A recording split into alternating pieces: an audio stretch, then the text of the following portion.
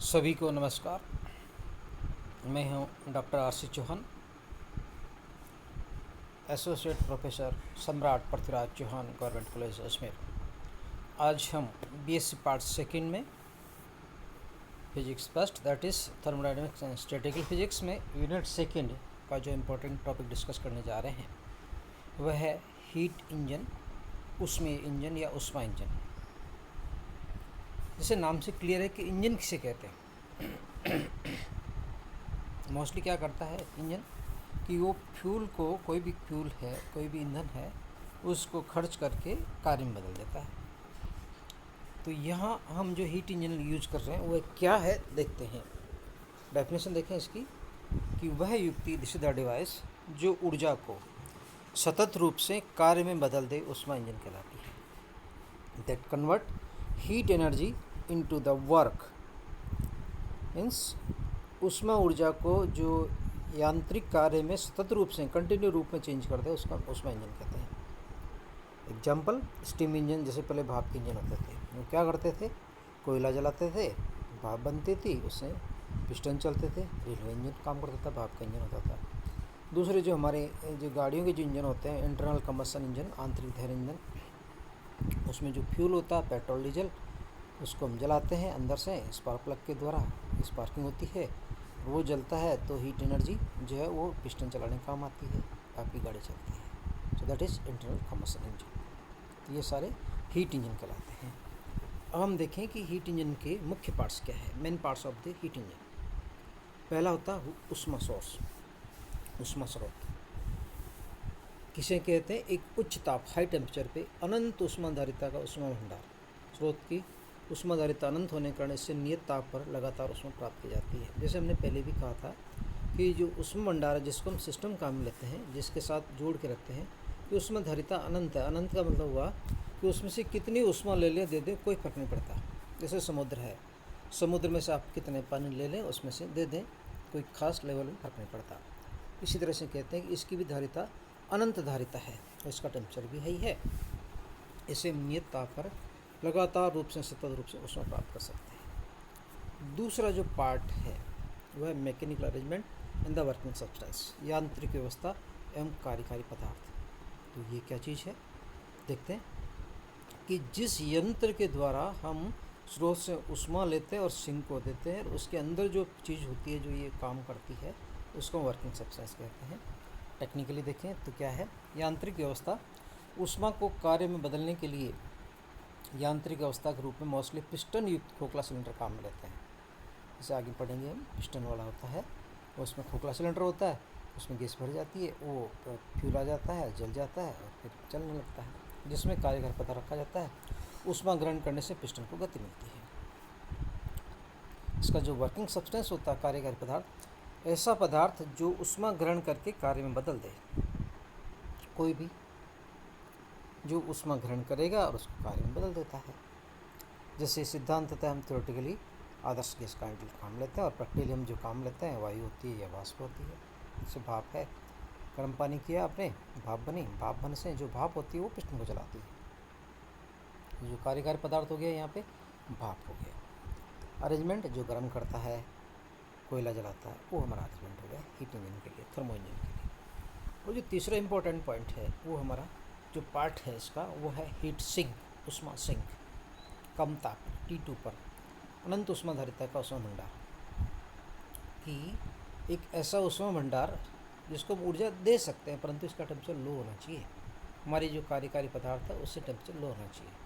तो जो सोर्स है उसका टेम्परेचर हाई होता है, T1 इज़ वेरी हाई, और जो सिंक है उसका टेम्परेचर बहुत कम रखते हैं, ताकि इन दोनों के बीच में वह कार्य कर सके, यानी स्रोत से तो ऊर्जा ले और सिंक को प्रदान कर दे।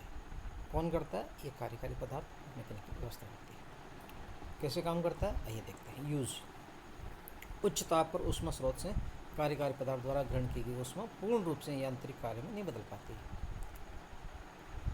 100% एफिशिएंसी तो बहुत मुश्किल है।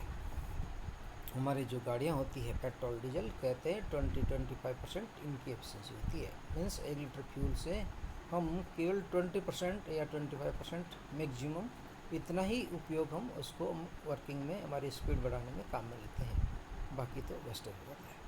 तो हम क्या चाहते हैं ये देखते हैं उच्च ताप पर ऊष्मा स्रोत से कार्यकारी पदार्थ द्वारा ग्रहण की गई ऊष्मा पूर्ण रूप से यांत्रिक कार्य में नहीं बदल पाती। ऐसी स्थिति में कार्यकारी पदार्थ शेष ऊष्मा को जो रिमेनिंग एनर्जी है उसको निम्न ताप T2 के ऊष्मा भंडार जिसे सिंक कह रहे हैं हम, फिर त्याग कर पुनः प्रारंभिक अवस्था में आ जाता है। ये इसका वर्किंग है, कार्य प्रणाली है, इस तरह से काम हो जाता है, ये यूज है। देखिए कैसे फिगर बना रखा हमने, फिगर वर्किंग प्रोसेस एपरेटस के है। कार्यकारी पदार्थ है ऐसे उच्च ताप T1 पे जो सोर्स है हमारा, वहाँ से ऊष्मा कितनी ग्रहण करता है, Q1 करता है, जिसे हमने एरो बना रखा है, ये नीचे की तरफ आता है। Q1 ऊष्मा लेता है, उस ऊष्मा का कुछ भाग W कार्य करता है, ये कार्य हो गया इधर, that is on right hand side. कुछ कार्य बदल जाता है, जो शेष ऊष्मा बदलती है Q2 उस निम्न ताप T2 पर सिंक को निष्कासित करके पुनः अपने प्रारंभिक अवस्था में आ जाता है। चक्कर देखें साइकिल के साथ अवस्था परिवर्तन की इस सतत श्रृंखला को हम चक्र कहते हैं। मतलब ये है कि सोर्स से एनर्जी ली, काम किया, सिंक पे आ गया, वापस ओरिजिनल पोजीशन पे आ गया, फिर सोर्स से एनर्जी ली, काम किया, सिंक में आ गया, वापस लोअर स्थिति में आ गया, फिर वहाँ से जब एनर्जी ट्रांसफ़र कर दी पूरी सिंक को बची हुई तो वापस ओरिजिनल पोजीशन पे आ जाता है। इस चक्कर में एक जो पूरा चक्र हो जाता है उसको हम चक्र कहते हैं। अवस्था परिवर्तन इस श्रृंखला को हम चक्र कहते हैं। चक्रीय प्रक्रम साइक्लिक प्रोसेस, विभिन्न अवस्थाओं से गुजरते हुए पदार्थ पुनः अपनी प्रारंभिक अवस्था में आ जाए, इसे चक्रीय प्रक्रम कहते हैं, साइक्लिक प्रोसेस कहते हैं। That the system can be transfer from the any conditions to its initial condition, that it is called the cyclic process. Now this is very important for the exam point of view and this is called the efficiency of the heat engine। ऊष्मा engine की दक्षता, जिसे अपन ने पहले भी कहा था कि हमारा जो फ्यूल जलता है, मतलब ये है कि जितना पेट्रोल डीजल हम जलाते हैं उसका कितना परसेंट वो कार्य में बदलता है और कितना वेस्टेज होता है, ये इसकी दक्षता को व्यक्त करता है। तो देखते हैं कैसे निकालते हैं इसको। ऊष्मा इंजन की दक्षता, इंजन द्वारा किया गया उपयोगी कार्य तथा इंजन द्वारा इस कार्य को करने के लिए ऊष्मा स्रोत से ली गई ऊष्मा Q1 के अनुपात के बराबर होती है। मीन्स जो वर्किंग होगी और जो सोर्स से एनर्जी ली उसके अनुपात के बराबर है। तो W by the Q1 efficiency, engine की दक्षता, ईटा इक्वल टू N लिखो, ईटा लिखो। गणना कैसे करते हैं, माना कि एक चक्रीय प्रक्रिया में कार्यकारी पदार्थ ऊष्मा स्रोत से Q1 ऊष्मा ग्रहण करता है और W कार्य करके शेष ऊष्मा Q2 को सिंक को निष्कासित कर देता है।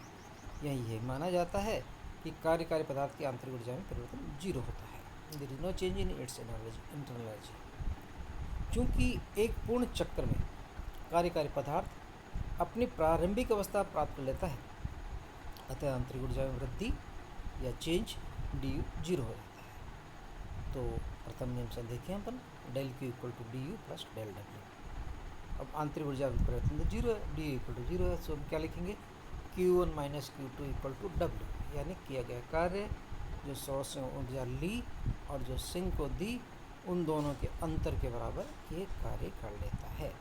यहाँ हमने ये माना कि बाकी सब कहीं कोई एनर्जी का लॉस नहीं होता है, एक तरह से आइडियल कंडीशंस हो जाती है।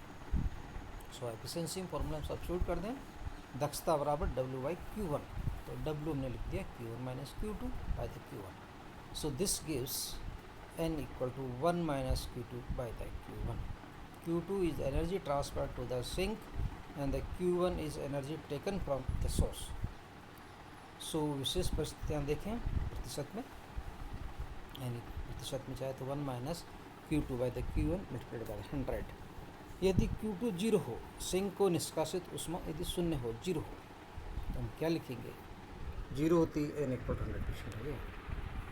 यदि ऊष्मा स्रोत से प्राप्त संपूर्ण ऊष्मा पूर्ण रूप से यांत्रिक कार्य में बदल जाती है, यानी सिंक को कुछ नहीं दिया आपने, तो फिर सारी की सारी जो ऊर्जा ली है आपने सोर्स से वो सब कार्य में बदल गए, तो परसेंटेज कितना हो गया, 100% हो गया। ऐसा होता नहीं है, बहुत है। नेक्स्ट, यदि Q2 इक्वल टू Q1 यानी सोर्स और सिंक दोनों का यदि टेम्परेचर बराबर हो, दोनों एक जैसे ये दोनों ऊर्जा ली गई दी गई बराबर हो, तो N इक्वल टू 0। इस स्थिति में इंजन की दक्षता शून्य होती है।